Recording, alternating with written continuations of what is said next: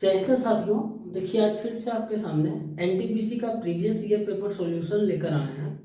और आज के क्लास में हम 23 जनवरी 2021 को फर्स्ट शिफ्ट में हुए जितने भी मैथ के इम्पोर्टेंट क्वेश्चन बनते हैं उन सभी को बारी बारी से डिस्कस करने वाले हैं।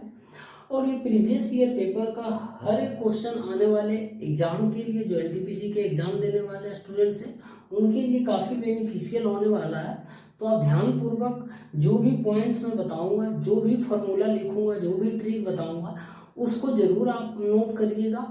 और देखिए, कोई भी एग्जाम आप देने जाते हैं ना तो उसका प्रीवियस ईयर पेपर जरूर कर जाइए, इससे आपको काफ़ी ज़्यादा बेनिफिट मिलेगा, ठीक ना। तो देखिए पहला क्वेश्चन ये सीजीएल का क्वेश्चन है, एक गोपाल भाई ने भेजा है। तो आपका सबसे पहले बहुत बहुत धन्यवाद भाई कि इस तरीके का क्वेश्चन आप जरूर शेयर करिए, या जो आपसे नहीं बने ग्रुप आप ऑलरेडी ज्वाइन किए हैं, जो भी स्टूडेंट्स नहीं किए वो कर लीजिएगा, लिंक डिस्क्रिप्शन में होगा, कोई वीडियो का देख लीजिएगा।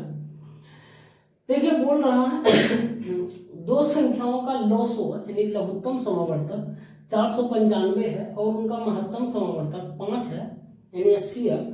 यदि संख्या का योगफल यानी दोनों संख्याओं का योगफल जो 100 दिया है तो संख्या का अंतर क्या होगा, ये पूछ रहा। देखिए मैं आपको हमेशा एक चीज बात बताते हैं कि आप कुछ भी करिए, किसी भी मेथड को आप फॉलो करिए, लेकिन फाइनली आप एग्जाम हॉल में है ना क्वेश्चन को कर आइए, चाहे जो जिस मेथड से आप करके आते हैं जो भी करके आइए, लेकिन एक नंबर लेकर आइए, फालतू छोड़कर मत आइए। जो ट्रिक रहे, फार्मूला रहे, आप जहां से पढ़े, जरूरी नहीं हम जो बताते हैं। ठीक, देखिए इस क्वेश्चन को हो सकता है बहुत सारे स्टूडेंट से नहीं बना हो।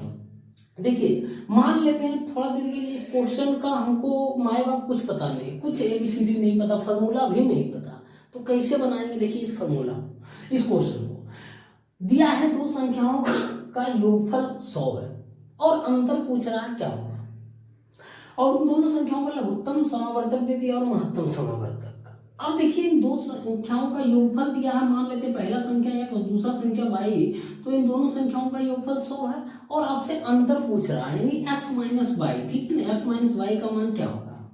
तो यहाँ पर देखिए x माइनस वाई का मान हम क्या करेंगे, हमको यदि कुछ नहीं पता है, इस क्वेश्चन में कोई ट्रिक नहीं पता, कोई फार्मूला नहीं पता है, तो हम क्या करेंगे, ऑप्शन के माध्यम से हम आपको क्या बोले, फाइनली आपको एग्जाम में बना कर आना है, एक नंबर लेकर आना, छोड़ना नहीं है, ठीक ना, चाहे जितना देर लगे, ये जैसे बना है, ठीक है ना, जितना गंजन हो जाए बना। अब देखिए ऑप्शन पर लेते हैं, पहला ऑप्शन की ओर चलते हैं। यदि x माइनस वाई बराबर 10 ले लेते हैं, ठीक है ना, अंतर ही पूछ रहा है, मान लेते हैं 10 ले लेते हैं। ठीक, तो यहाँ से आप x का मान निकालिएगा मेरे दोस्त। x का मान क्या आएगा, इन दोनों को जोड़ के आधा कर देंगे, 55 हो जाएगा। और y का मान निकालेंगे तो इन दोनों के अंतर को आधा कर देंगे, इन दोनों को घटा कर आधा कर देंगे, ठीक ना, तो कितना हो जाएगा 100 माइनस 10, 90/2, 45।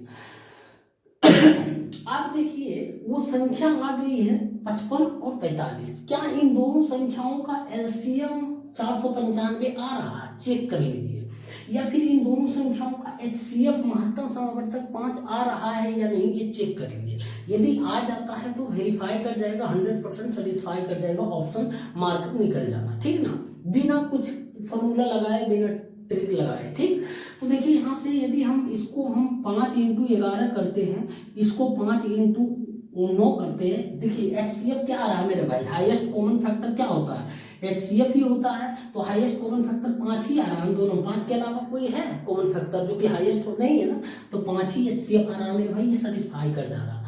अब LCM क्या ये आ रहा है 495, तो 495 देखिए ये करेंगे, ये 5 का हो जाएगा इंटू ये 99 आ जाएगा, ठीक है, 99, 9 × 45 के 5, बाकी 4, 9 × 45, 4 49, 495 क्या आ रहा है, LCM आ रहा है ना, सेटिस्फाई कर रहा है ना, तो यही इसका करेक्ट आंसर हो जाएगा मेरे दोस्त।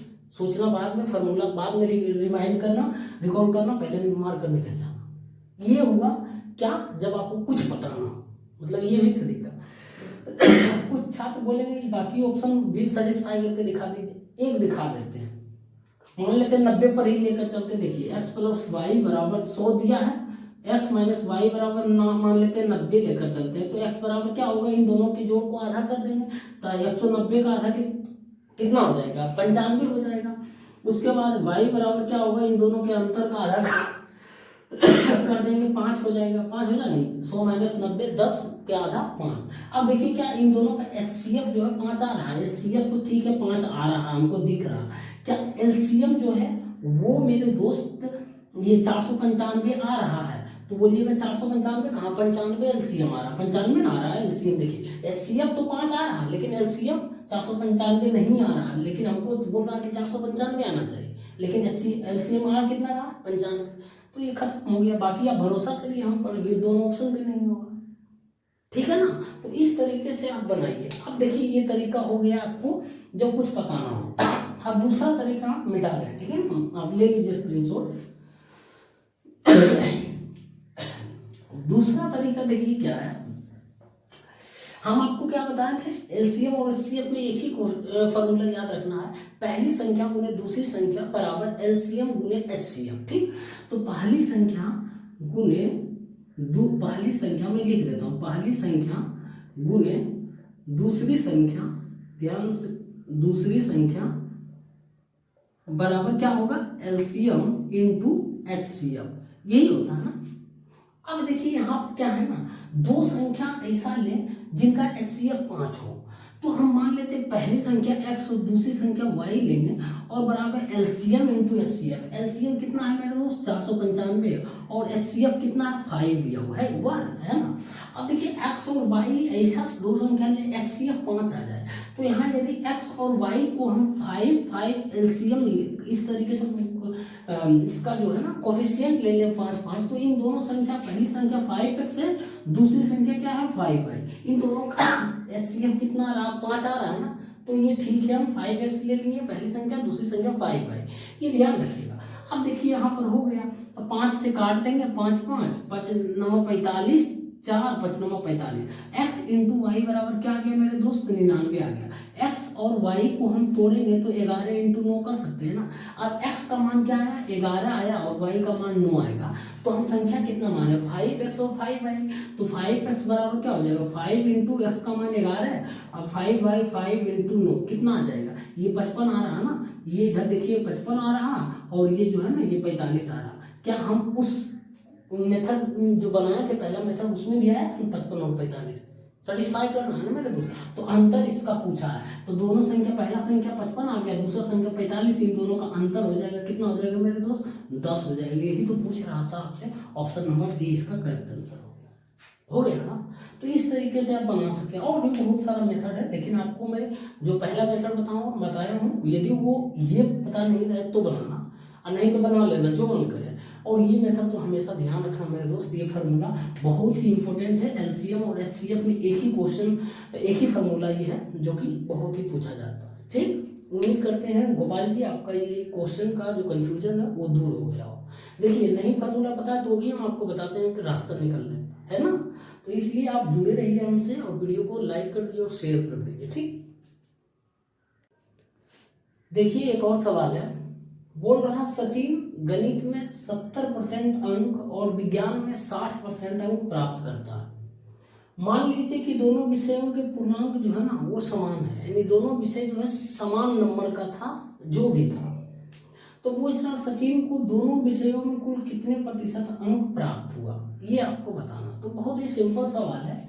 देखिए मान लेते हैं सचिन नाम का व्यक्ति है जो मैथ और विज्ञान में कुछ अंक प्राप्त करता है, तो मैथ के मान लेते हैं जो भी नंबर होगा टोटल पूर्णांक 100 नंबर का होगा, और साइंस का भी उतना ही नंबर का होगा, 100 नंबर का, दोनों बोल रहा सेम पूर्णांक दोनों का।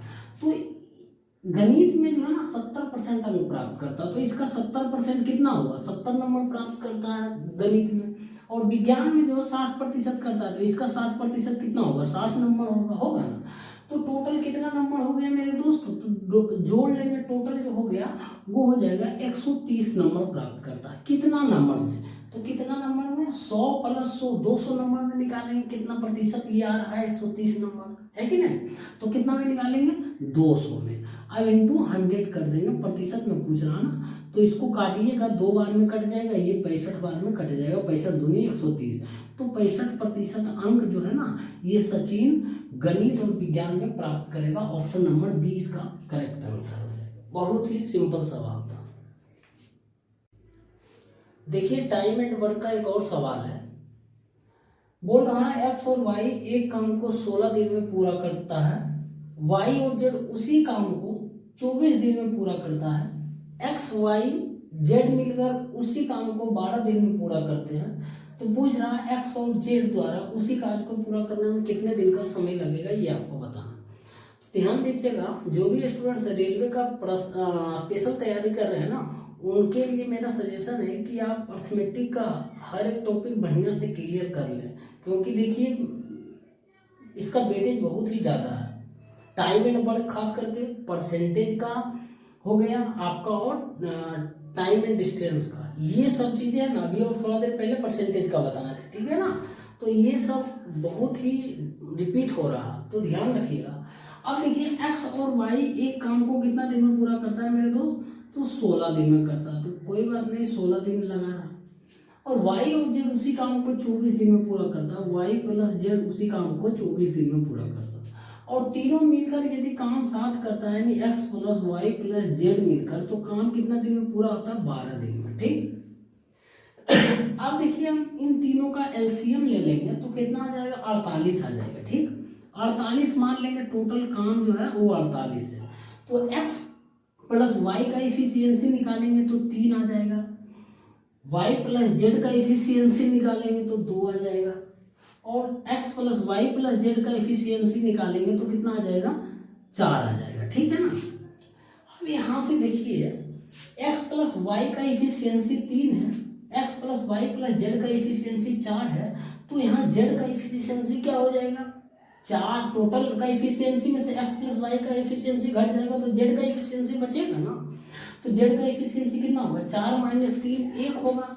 तो z का इफिशियंसी जो है ना वो आपका कितना हो जाएगा, 1 हो जाएगा मेरे दोस्त। तो 1 हो जाएगा तो कितना टोटल काम करना है, 48 काम 1 की इफिशियंसी से करेगा तो कितना दिन लगेगा, 48 दिन लग जाएगा। किसको, z को पूरा करने में। अब हमको x का निकालना है, तो x का निकालना, देखिए y प्लस जेड का इफिशियंसी 2 है और तीनों मिलाकर x plus y plus z का इफिशियंसी 4 है। तो यदि हम केवल किसका, x का इफिशियंसी निकालते हैं मेरे दोस्त, तो कितना आ जाएगा, 4 माइनस 2 आ जाएगा इफिशियंसी। समझ में आ रहा है ना। अब देखिए इसको काम करना है, 48 काम पूरा करेगा तो 2 की इफिशियंसी करेगा तो कितना दिन लग जाएगा मेरे दोस्त, 24 दिन लग जाएगा, ठीक है ना, 24 दिन लग जाएगा।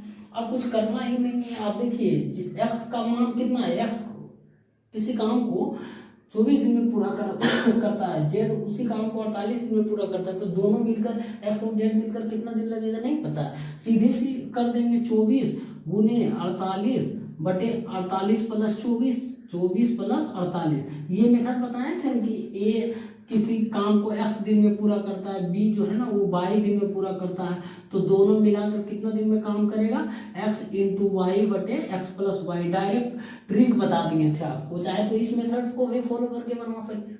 डायरेक्ट हम इसी मेथड का कर लिए, 24 गुने 48 बटे ये कितना आ जाएगा, 72 आ जाएगा ना, 72 आ जाएगा। 24 तिया 72, 16 तिया 48, कितना दिन आ गया मेरे दोस्त, 16 दिन आ गया इसका करेक्ट आंसर। यानी x प्लस जेड उसी काम को जो है 16 दिन में पूरा करेगा। ऑप्शन नंबर सी इसका करेक्ट आंसर। फिर भी समझ नहीं आया तो कमेंट बॉक्स में जरूर बताइएगा, हमको इस पॉइंट पर समझ नहीं आएगा, मैं फिर से समझाऊंगा आपको, ठीक।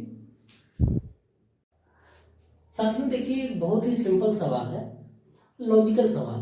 बोल रहा है एक कक्षा में लड़कियों की संख्या लड़कों की संख्या की 7 गुनी है, तो बोल रहा है निम्नलिखित में कौन सी संख्या कक्षा में बच्चों की कुल संख्या को निरूपित नहीं कर सकती है, यानी नहीं कर सकती है, बताना है। तो देखिए यहाँ पर बोल रहा है जो गर्ल्स की संख्या है ना वो बॉयज की संख्या की 7 गुनी है। तो बॉयज की संख्या की 7 गुनी है, मान लेते हैं बॉयज की संख्या x है तो गर्ल्स की संख्या 7x हो जाएगा। तो टोटल क्लास में यदि स्टूडेंट्स की संख्या की बात करें तो कितना हो जाएगा, 7x प्लस x हो जाएगा, मतलब 8x हो जाएगा। यानी देखिए कि जो है ना कक्षा में विद्यार्थियों की संख्या क्या 8x कौन सा नहीं है, 8x के बराबर नहीं, या फिर 8x का मतलब है कि कोई ऐसा देखिए कि 8 का मल्टीपल नहीं है।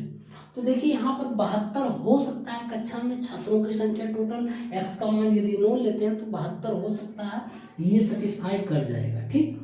अब 52 की बात करें तो क्या देखिए 8 को क्या हम किसी संख्या से गुना करने पर 52 ला सकते हैं? नहीं ला सकते मेरे दोस्त, वो पूर्णांक में आ जाएगा, उसको नहीं लेना हमको, होल नंबर में हम मल्टीप्लाई करेंगे, ठीक। तो ये बिल्कुल भी नहीं आएगा। 48 क्या आ सकता है? बिल्कुल x का मान 6 लेंगे तो अच्छा 48 आ रहा है। टोटल कक्षा में विद्यार्थियों की संख्या 48 हो सकता है। अब ऑप्शन नंबर डी देखिए, 8 हो सकता है, बिल्कुल हो सकता है। x बराबर 1 लेंगे तो 8 इंटू 1 8 हो रहा। कक्षा में विद्यार्थियों की संख्या हो सकता है 8 भी हो सकता है सिर्फ, तो ये भी हो सकता है। तो कौन पूछ रहा है कि नहीं हो सकता? तो नहीं हो सकता है मेरे दोस्त, ऑप्शन नंबर बी ही है जो नहीं हो सकता है, ठीक है ना। कभी कभी सिंपल सवाल डाल देता है गूगली और ये लॉजिकल क्वेश्चन आता है, इसमें सोल्व करने की कोई जरूरत नहीं थी, बस देख लेना था, लेकिन फिर भी बता देंगे। साथियों देखिए, एक और सवाल ट्रिगोनोमेट्री का है, बहुत ही बढ़िया सवाल है। कहने को तो ये ट्रिगोनोमेट्री का है, लेकिन अलजेब्रा का क्वेश्चन ही डाल दिया। बोल रहा है यदि cos theta plus sec theta बराबर 2 है, तो पूछ रहा sin पे पावर 6 थीटा प्लस cos पे पावर 6 थीटा का मान क्या होगा, ये आपको बताना।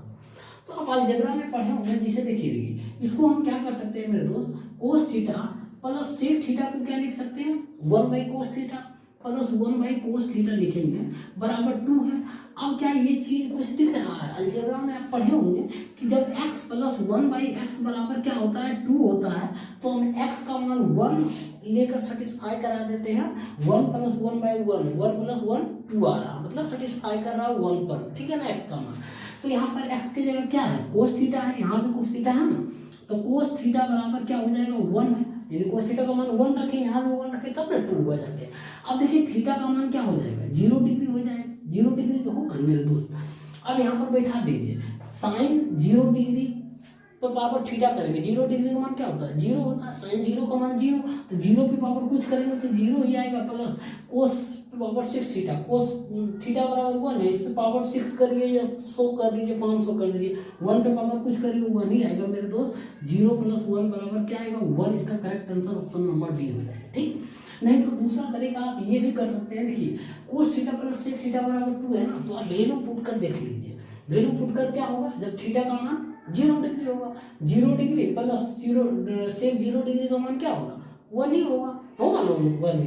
तो यहाँ पर आप 1 प्लस 1 बराबर 2 भी पुट कर सकते थे डायरेक्ट 0 डिग्री का मान, लेकिन यहाँ से आपको निकाल के बता दिया ताकि आपका जो है अलजेब्रा में जो पढ़े में भूले उसको भी रिकॉल हो जाए। तो इस तरीके से आप बनाइए। एक चीज़ आप रखिएगा ध्यान, इसका वैल्यू डायरेक्ट आप अभी रट लीजिएगा, ध्यान रखिएगा। दो चीज़ मैं फिर बता दूँ, साइन पे पावर 4 थीटा प्लस कोस पे पावर 4 थीटा, ठीक है ना, इसका वैल्यू होता है 1 minus 2 sine square theta into cos square theta होता है, ठीक है ना मेरे दोस्त, ये याद रख लेना। 1 minus 2 sine square theta into cos square theta होता है जब पावर 4 रहे, ठीक है ना। अब पावर 6 रहेगा तो साइन पे पावर 6 थीटा प्लस कोस पे पावर 6 थीटा रहेगा ना, तो इसको direct 1 minus 3 sine square theta into cos square theta. मेरे दोस्त ये याद रख लेना, दोनों काम देगा कब, जब एग्जाम हॉल में है ना आएगा ऐसा क्वेश्चन, और डायरेक्ट आप बाकी सभी छात्रों के को कैलकुलेशन करने के बजाय डायरेक्ट ये चीज़ लिखिएगा और आंसर छुट्टियों में बनाइएगा, नोट्स में हमको याद करिएगा, ठीक। ये चीज़ बहुत पूछा जाता है, इसीलिए इसका डायरेक्ट वैल्यू दोनों का याद रख लीजिएगा, ठीक है ना, दोनों का वैल्यू डायरेक्ट लिख लीजिएगा, जहाँ पढ़ते हैं वहाँ पर चिपका दीजिएगा। साथियों देखिए, एक और ट्रिगोनोमेट्री का सवाल है, बोल रहा है यदि 2 sine 3x minus 3 degree equal to 10 240 degree है, तो पूछ रहा है x का मान क्या होगा, ये आपको डिग्री में बताना है। तो देखिए हम क्या करेंगे, इसको हम सबसे पहले 2 साइन 3x माइनस 3 डिग्री है ना, अब इसको हम क्या करते हैं, डायरेक्ट 10 240 डिग्री का मान निकाल लेते हैं।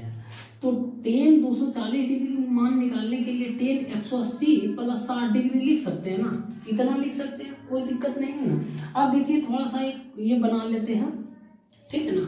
अब देखिए 10 180 प्लस 60 है, यहाँ से लेके यहाँ तक 180 प्लस 60 मतलब इस क्वाड्रेंट में आ रहा, प्लस 60 डिग्री मतलब इस क्वाड्रेंट में, थर्ड क्वाड्रेंट में क्या होता है, 10 और कोट पॉजिटिव, ध्यान रखिएगा ये चीज है। फर्स्ट क्वाड्रेंट में लिख लीजिएगा ऑल पॉजिटिव, सेकंड क्वाड्रेंट में साइन और कोसेक पॉजिटिव, थर्ड क्वाड्रेंट में 10 और कोट पॉजिटिव, फोर्थ क्वाड्रेंट में कोस और सेक पॉजिटिव। जिसमें पॉजिटिव है वो ही पॉजिटिव होगा सिर्फ, बाकी उसका नेगेटिव हो जाएगा, बाकी जितना रहेगा। जैसे फर्स्ट क्वाड्रेंट में क्या बोले साइन और कोसेक पॉजिटिव, बाकी जितना रहे टेन कोट सेक कोस है ना निगेटिव होगा। उसी तरीके से इसमें सिर्फ टेन और कोट पॉजिटिव होगा, बाकी साइन कोसेक कोस और सेक निगेटिव होगा। ये समझ में आना चाहिए। ठीक, तो tan 180 plus 60 degree square root में होगा, प्लस ही होगा। तो यहाँ पहले 2 साइन 3x माइनस 3 डिग्री रहने देते हैं बराबर टेन 180 बदलेगा नहीं, 180 पर नहीं बदलता है, 90 पर बदलता है, 270 पे बदलता है, 445 पे बदलता है, इस तरीके से। तो टेन 60 डिग्री ही हो जाएगा, टेन 60 डिग्री ही हो जाएगा ना। टेन 60 डिग्री का मान कितना होता है मेरे दोस्त? तो बोलिएगा √3 होता है। √3 डायरेक्ट लिखिए, समझ में आया। अब इसको हम 2 को उधर कर देते हैं, 2 इधर कर दिए, हो गया। और √3/2 क्या हो गया? √3/2 हो गया। √3/2 को हम क्या कर साइन 60 डिग्री लिख सकते हैं ना, साइन 60 डिग्री, कोई दिक्कत नहीं है ना। अब साइन साइन कैंसिल हो गया, सॉरी साइन साइन मेरे दोस्त ये कैंसिल हो गया, तो कितना बचा? 3x माइनस 3 बराबर 60 डिग्री। तो 3x बराबर कितना होगा? 63 डिग्री। x बराबर क्या आ जाएगा? 21 डिग्री आ गया ना। आपसे यही पूछ रहा था x का मान क्या होगा मेरे दोस्त? 21 डिग्री। ऑप्शन नंबर 20 का करेक्ट आंसर हो जाएगा। ठीक, समझ में आया? कुछ नहीं किया, फिर से समझा देते हैं।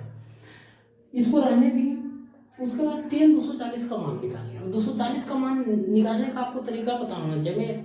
मैं जब ट्रिगोनोमेट्री बताऊंगा बेसिक से पूरे डिटेल में ये बताऊंगा कैसे पॉजिटिव होता है कैसे निगेटिव होता है। ठीक, तो थर्ड क्वाड्रेंट में टेन 180 प्लस 180 यहाँ से लेकर यहाँ तक आएगा, और ये प्लस 60 डिग्री ना, तो इसी क्वाड्रेंट में होगा ना।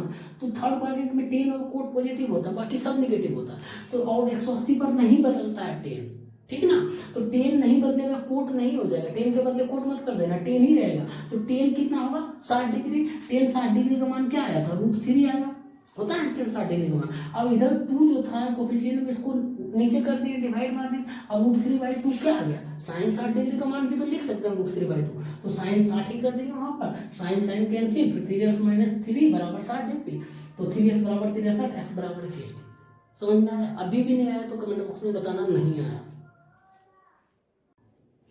देखिए एक और बहुत ही सिंपल सवाल बोल रहा है, यदि किसी चतुर्भुज के कोणों का अनुपात 2:4:6:8 है तो सबसे छोटे कोण का माप पूछ रहा है, क्या होगा? तो सबसे छोटे कोण का माप यहाँ निकाल लेंगे। एक चतुर्भुज है, मान लेते हैं कोई भी चतुर्भुज, मान लीजिए ABCD है। पहले कोण का माप 2x है, दूसरे कोण का 4x है, तीसरे 6x, चौथे 8x है। तो पता है चतुर्भुज के किसी भी चतुर्भुज के चारों कोणों का योग जो होता है ना वो 360 डिग्री होता है। तो कितना हो जाएगा? 2x, या तो ऐसे x नहीं भी लगाइएगा तो भी चलेगा। देखिए 2 + 4 + 6 + 8 बराबर 360 डिग्री हुआ ना।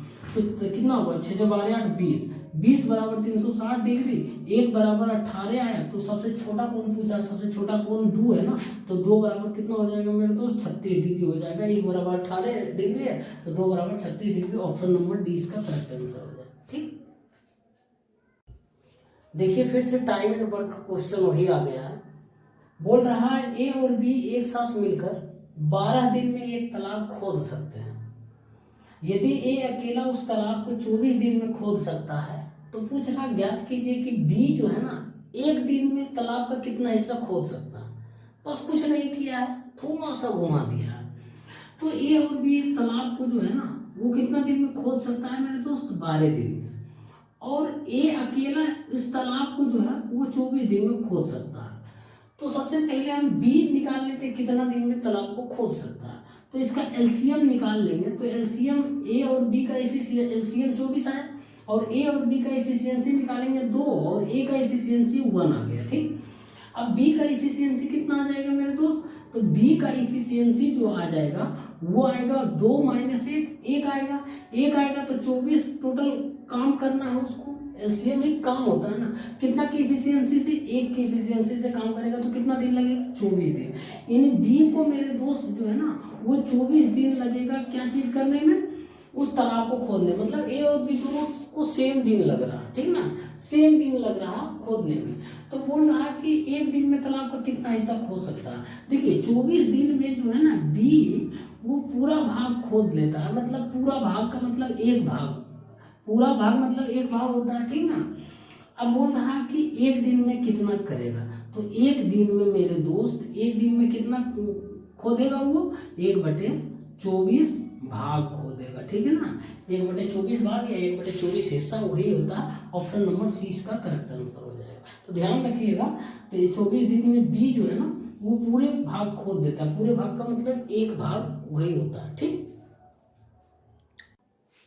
साथ में देखिए एक और सवाल आपके सामने है और आपको लगता होगा ये क्या दे देंगे, ये तो जोड़ है, कुछ है ही नहीं। मेरे दोस्त, मैं जो भी क्वेश्चन डालता हूँ सब सोच समझ कर डालता हूँ और ये इस उम्मीद से डालता हूँ कि आपको कुछ ना कुछ इसमें सीखने को मिलेगा। देखिए क्या सीखने को मिलेगा। बोल रहा निम्नलिखित को हल करना और कुछ संख्याएं डेसिमल में दे दी गई हो और उन सभी संख्याओं पर एक बार लगा दिया गया।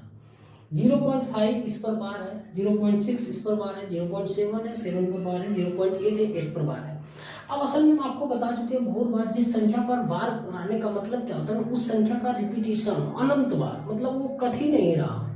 तो उसी रिपीटेशन को अवॉइड करने के लिए, उसी रिपीटेशन से बचने के लिए हम उस पर एक बार लगाकर छोड़ देते हैं। इसका मतलब है कि वो संख्या बार बार बार रिपीट कर रही है, कट नहीं रहा। अब 0.5 है, इस पर 5 पर बार लगा हुआ है, हम आपको क्या बोले, सीधे 5/9 कर देना, ठीक है ना। 5/9 कर देना। ध्यान रखिएगा पॉइंट के पहले कोई अंक ना हो जीरो के अलावा, तो 5/9 कर देते हैं, ठीक है ना। अब देखिए 5/9 को डिवाइड मारिएगा तो 0.5555 कटते आ रहा है ना, कट नहीं रहा। 9×45 5, 9×45 5, 9×45 5 कट रहा नहीं, कट रहा। तो इसी रिपीटेशन को बार बार हम क्यों लिखें, इतना टाइम बचाने के लिए हम एक 5 पर है ना बार लगा देते हैं। इसका मतलब समझ जाता है आगे वाला ये रिपीट हो रहा, कट नहीं रहा, बस। आप देखिए 0.5 को हम क्या लिखे, 5/9। अब 0.6 को क्या लिखे, 6/9 हम लिख देंगे, प्लस है ना, कोई बात नहीं, 6/9 हो जाएगा। उसी तरीके से बार हटाएंगे तो 9 नीचे रखेंगे, फिर कितना है प्लस 0.7 को हम क्या लिखेंगे, +7/9, फिर प्लस 0.8 को क्या लिखेंगे, +8/9। अब कुछ है दम, बन गया क्वेश्चन। एलसीएम 9 लेंगे तो कितना आएगा, 5 6 11 7 18 26/9। अब 9 दूना 18, 8 आ जाएगा बटे 9, 2 सही 8/9। कोई ऑप्शन है 2 सही 8/9, ऑप्शन नंबर सी इसका करेक्ट आंसर। अब हो सकता है ऑप्शन इस फॉर्म में ना रहे, मान लिया जाए ये दे दिया, जरूरी नहीं डेसिमल फॉर्म में ही रहता, बार के फॉर्म में था। कैसे करते बताते हैं। देखिए इसको 2 तो है ही, ठीक, 2 प्लस हम पॉइंट, ये देखिए 8/9 है, अभी तुरंत बताएं 8/9 है, 0.8 लिख सकते हैं इसको ना, 0.8 पर बार लगा सकते हैं। तो इसी का मतलब तो होता है 8/9 होता है ना मेरे दोस्त, होता है ना। 2 सही 8/9 है ना, 2 सही 8/9 सेम चीज है ना। तो आपको ऑप्शन ये लिखने के बजाय आपको ये भी दे सकता, 2.08 दे सकता था। समझ में आया? 2.08 नहीं तो 0.8 भी कर सकते हैं, हाँ कोई दिक्कत नहीं है, ठीक। तो ये भी दे सकता। अब मान लिया जाए ये ऑप्शन था, ठीक है, बना दिए। एक और तरीका बता रहे हैं, ध्यान दीजिएगा। कोई भी संख्या पर बार लगा रहा है, उसको जोड़ना है ना, ये घटाना है ना, सबसे पहले क्या करना है, जोड़ना है। तो 0.55 जितना बार लगा हुआ है जिस पर, उसको कम से कम 2 बार रिपीट कर देना, रिपीट करके जोड़ना। 0.55 कम से कम 2 बार रिपीट करना, 0.66 कम से कम 2 बार रिपीट करना, 0.77 कम से कम 2 बार रिपीट करके जोड़ना, 0.88 बस इतना करना है, कम से कम 2 बार तब जोड़ना। अब देखिए क्या होगा, 11 7 18 26 के 6 बाकी 2, 28 के 8 बाकी 2 आ जाएगा। अब देखिए क्या है 2.86, असल में क्या है ना, बार अब किस पर लगाए, लिखने के टर्म में आएगा तो 2 पॉइंट, असल में पॉइंट के बाद एक ही पर बार लगा हुआ है, तो पॉइंट के बाद जो नंबर है ना उसी पर बार लगा देंगे। पॉइंट 8 पर 8 है ना पॉइंट के बाद, तो 8 पे बार लगा देंगे, 2.8 आ रहा है ना, देखिए सेम चीज आ रहा है। तो इस तरीके से करना। घटाने का रहता तो भी मान लिया जाए इसको घटाने का, इसे -0.8 पे बार आता तो -0.88 कर देते, हो गए खत्म कहानी, घटा देते, पहले जोड़ देते उसके बाद घटा देते, सीधी सी बात है। तो ये ध्यान रखिएगा, इसमें कुछ सीखने को मिला तभी दिए आपको। तो ये सब जो प्रक्रिया बताएं याद रखिएगा, ठीक। देखिए एक और सवाल आया है, बोल रहा 2 संख्याओं का योग 75 है और उनके वर्गों का अंतर 300 है। तो पूछ रहा कि दोनों संख्याओं का अंतर क्या होगा, ये आपको बताना है। तो 2 संख्याओं का योगफल दिया 12, मान लेते हैं पहली संख्या x और दूसरी संख्या y है। तो ये 2 संख्याओं का योगफल जो है ना वो 75 दिया हुआ है और उनके वर्गों का अंतर दिया कितना है 300 है। इनके वर्गों का अंतर x square minus y square जो दिया हुआ है वो 300 है। अब यहाँ पर ध्यान दीजिएगा, हम मान कर चलते हैं कि x जो है ना वो 22 से ग्रेटर होगा, यानी 22 से बड़ा होगा, ठीक है ना, ये मान कर चलते हैं। तो अब पूछ रहा है x माइनस वाई का मान आपसे क्या होगा, x माइनस वाई बराबर क्या होगा। अब नहीं होगा, आराम से निकल जाएगा। देखिए ए स्क्वायर माइनस बी स्क्वायर है ना, तो इसको क्या लिख सकते हैं, ए प्लस बी इंटू ए माइनस बी बराबर ये 300 है, लिख देंगे। अब देखिए x प्लस वाई का मान दिया हो 75 और इंटू एक्स माइनस वाई है ना, बराबर कितना हो जाएगा 300। तो x माइनस वाई बराबर निकालेंगे तो क्या हो जाएगा मेरे दोस्त, 300 बटे 75 आएगा, तो डिवाइड करिएगा तो 4 आ जाएगा। और x माइनस वाई ही आपसे पूछ रहा था तो डायरेक्ट आ गया 4, इसका correct answer option number D हो जाएगा। ठीक, तो डरिए नहीं, कोई भी क्वेश्चन आता है उससे लड़िए, लड़ना सीखिए, कम से कम जितना होता है उतना करिए, उसके बाद सोचिए, उस पर टाइम दीजिए, तब जाकर क्वेश्चन तुरंत बनेगा। मैं तो ज़्यादा डायरेक्ट इसको बोल देता है कि डिवाइड कर दीजिए, हो जाएगा ए माइनस बी इंटू ए प्लस बी के फॉर्मूला पर। लेकिन सभी छात्रों को साथ लेकर चलना, सभी को सीखना है। ठीक, देखिए बहुत ही अच्छा सवाल है।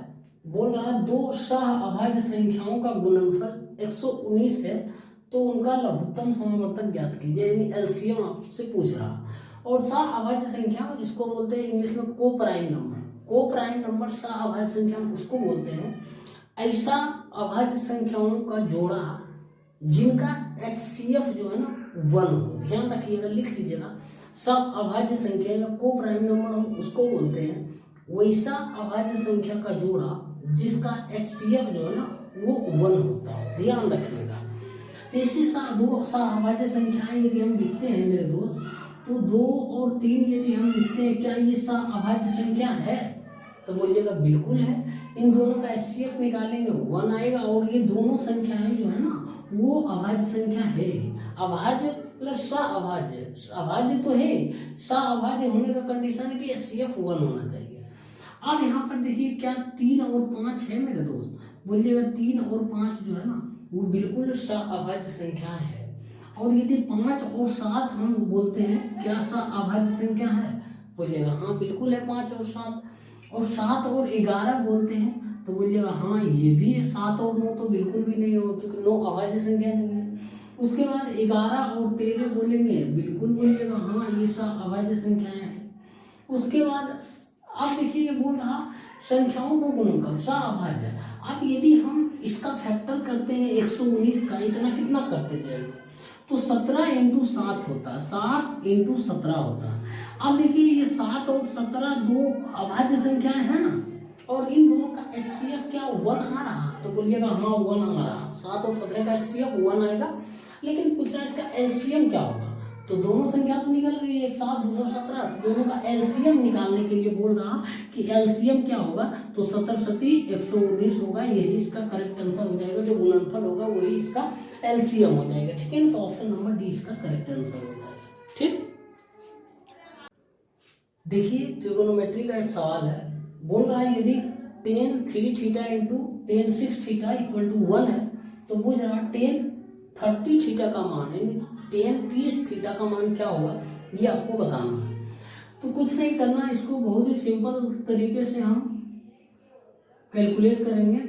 tan 3 थीटा बराबर क्या लिख सकते हैं, इसको 1/tan 6 थीटा लिख सकते हैं। 1/tan 6 थीटा, 1/tan 6 थीटा को हम डायरेक्ट कोट 6 थीटा लिख सकते हैं ना, कोट 6 थीटा, कोई दिक्कत नहीं है। अब देखिए कोट 6 थीटा को हम क्या लिख सकते हैं, देखिए थोड़ा सा समझने का प्रयास करिएगा, एक ही बार में हम सब कुछ लिख दे रहे हैं।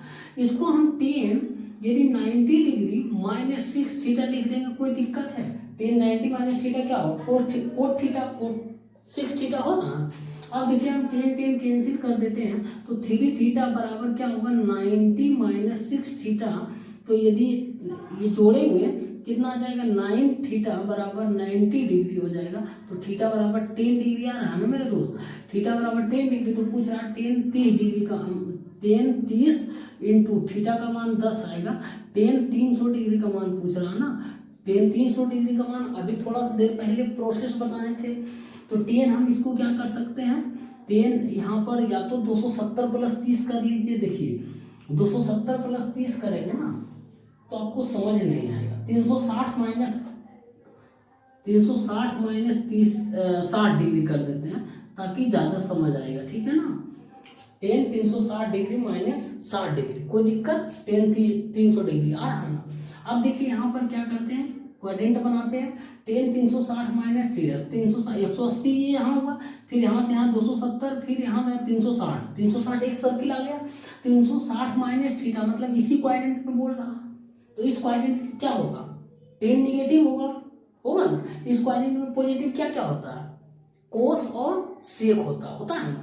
तो फोर्थ क्वाड्रेंट में टेन निगेटिव होगा लेकिन बदलेगा नहीं, 180 पे नहीं बदलता, 360 पे नहीं बदलता, उसके बाद 540 पे नहीं बदलता ना।